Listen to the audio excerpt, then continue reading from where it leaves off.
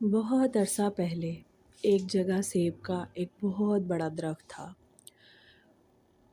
وہاں روزانہ ایک بچہ آ کر اس درخت کے ارد گرد کھیلا کرتا تھا۔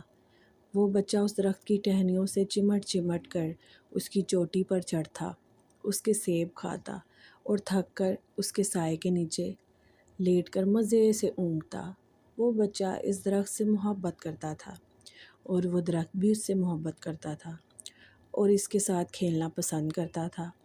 وقت گزرا اور بچہ بڑا ہو گیا اور پھر بچہ ہر روز درخت کے ارد گرد نہیں کھیلتا تھا۔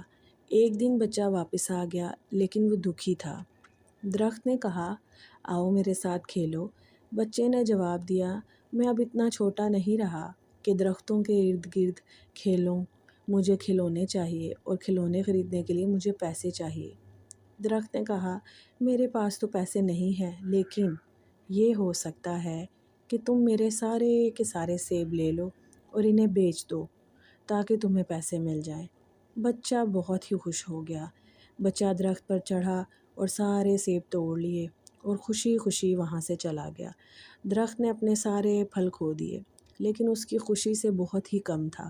وہ خوشی جو اسے بچے کی خوشی دیکھ کر ہوئی، لیکن درخت کی خوشی کچھ زیادہ دیر تک نہ رہ سکی کیونکہ بچہ سیب لے جانے کے بعد واپس نہیں آیا۔ لہٰذا درخت دکھی ہو گیا۔ پھر ایک دن اچانک وہ بچہ واپس آ گیا، لیکن اب وہ ایک مرد بن چکا تھا۔ درخت اس کے آنے پر بہت ہی زیادہ خوش ہوا اور اس سے کہا، آؤ میرے ساتھ کھیلو۔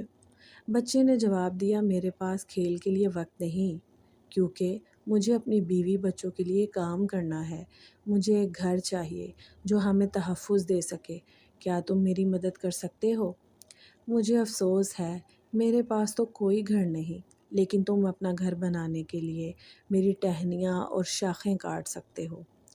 اس آدمی نے درخت کی ساری ہی ٹہنیاں اور شاخیں لے لی اور پھر خوشی خوشی چلا گیا، جس طرح وہ پہلے اس کے پھل لے کر چلا گیا تھا۔ درخت اس کو خوش دیکھ کر پھر سے بہت خوش ہوا اور وہ ایک دفعہ پھر غائب ہو گیا اور درخت کے پاس واپس نہ آیا۔ درخت ایک دفعہ پھر اکیلا ہو گیا، دکھی ہو گیا۔ پھر ایک لمبے عرصے کے بعد گرمیوں کے ایک گرم دن میں وہ آدمی واپس آیا اور درخت ایک دفعہ پھر خوشی کی انتہا کو چھونے لگا۔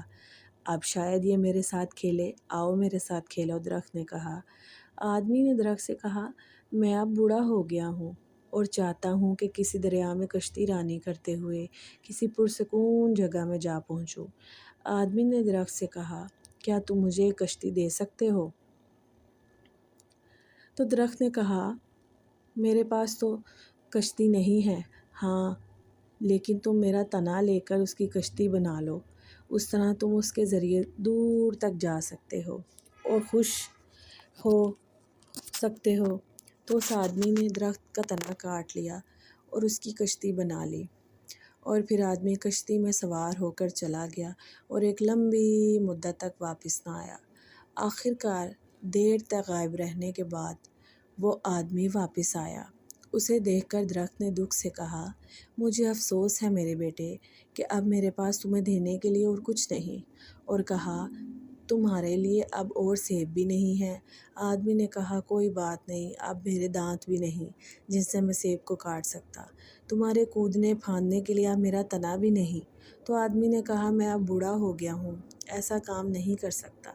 درخت نے کہا، میرے بیٹے اب میرے پاس وقتاً کچھ بھی نہیں جو میں تمہیں دے سکوں، اب صرف میری مرتی ہوئی جڑیں ہی بچی ہیں۔ درخت نے روتے ہوئے آنسوؤں سے لبریز آواز میں کہا۔ آدمی نے کہا، اب مجھے صرف کوئی ایسی جگہ چاہیے جہاں میں سکون سے آرام کر سکوں۔ بہت اچھی بات ہے، بوڑھے درخت کی بوڑھی جڑیں تمہارے آرام کرنے کے لیے بہت اچھی جگہ ہے۔ درخت نے کہا، آؤ میرے ساتھ بیٹھو تاکہ تم سکون پاؤ، آ جاؤ۔ آدمی درخت کے پاس آ بیٹھا۔ درخت پھر سے خوش ہو گیا، مسکرایا اور اس کی آنکھیں آنسوؤں سے بھری ہوئی تھی۔ کیا آپ جانتے ہیں یہ درخت کون ہے؟ یہ درخت آپ کے والدین ہیں۔ اپنے والدین کی قربانیوں کی قدر کیجیے۔ آپ ان کا حق تو کبھی بھی ادا نہیں کر سکتے، مگر ان کی خوب خدمت اور فرمانبرداری کیجیے تاکہ آپ کی دنیا اور آخرت سنور جائے انشاءاللہ۔ اس پیغام کو دوسروں تک بھی پہنچائے۔ سبسکرائب کریں، شیئر کریں تاکہ یہ چھوٹا سا پیغام دوسروں تک پہنچے، اور ہو سکتا ہے ہمارے اس پیغام سے لوگوں کی زندگیاں بدل جائیں۔ انشاءاللہ آمین۔ اپنے آپ سے عہد کیجئے اور نیکیوں کو پھیلائیے۔ جزاک اللہ۔